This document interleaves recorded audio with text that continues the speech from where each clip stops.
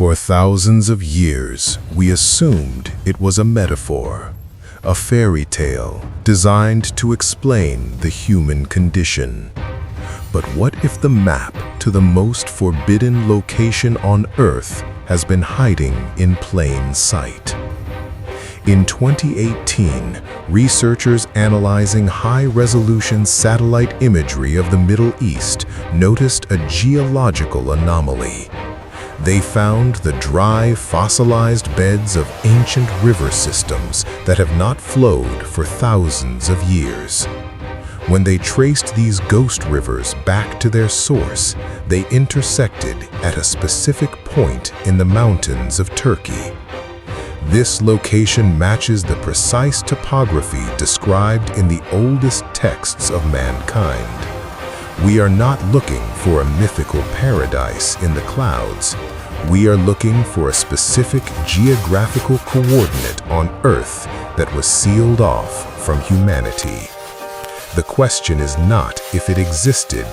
The question is, what is hiding there now? The Genesis account is not vague. It is a set of directions. The text describes a specific region where a river flows out of Eden to water the garden, and from there it divides and becomes 4 branches. It names them the Pishon, the Gihon, the Tigris, and the Euphrates. We know where the Tigris and Euphrates are today. They flow through modern-day Iraq. But for centuries, historians were baffled by the Pishon and Gihon. They were considered lost. However, the ancient Hebrew texts describe a land rich in gold, bdellium, and onyx stone. This creates a triangulation of resources.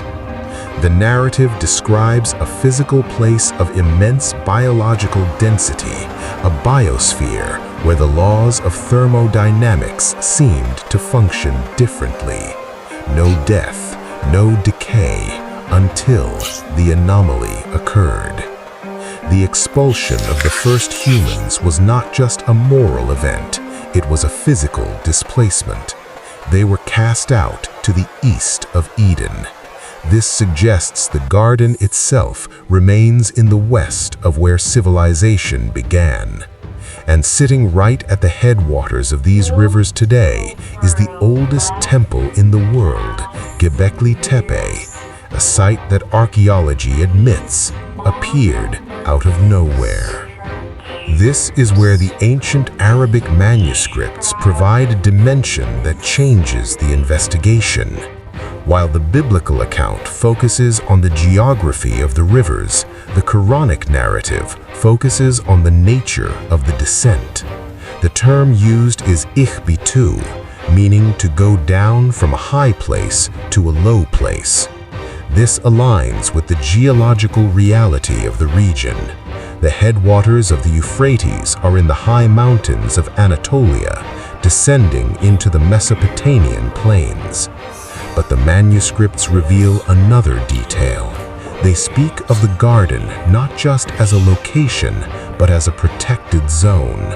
When Adam was displaced, he retained the memory of the language of names, a download of knowledge that allowed humanity to name and understand the nature of all things. This explains the sudden civilization anomaly. Historians cannot explain why human society in this region jumped from hunting and gathering to complex architecture and agriculture overnight. The Quranic perspective suggests that the garden was the original training ground, and when humanity was placed on Earth, they didn't start from zero. They started with the remnants of that forbidden knowledge. So, we have the coordinates. We have the dried riverbeds visible from space. We have the oldest ruins in human history sitting exactly where the map says they should be.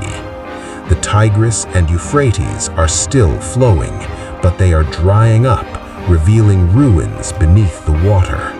The prophecy says that when these rivers dry, mountains of gold will be revealed. Is it possible that the gold mentioned in Genesis and the gold prophesied in the end times are the same?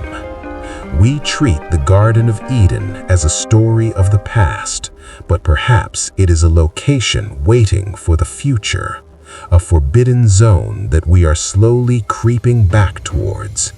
If the satellite images are correct, we are walking on the dust of paradise. What do you believe? Is the garden a dimensional state we lost, or is it a physical location buried beneath the sands of the Middle East, waiting to be uncovered?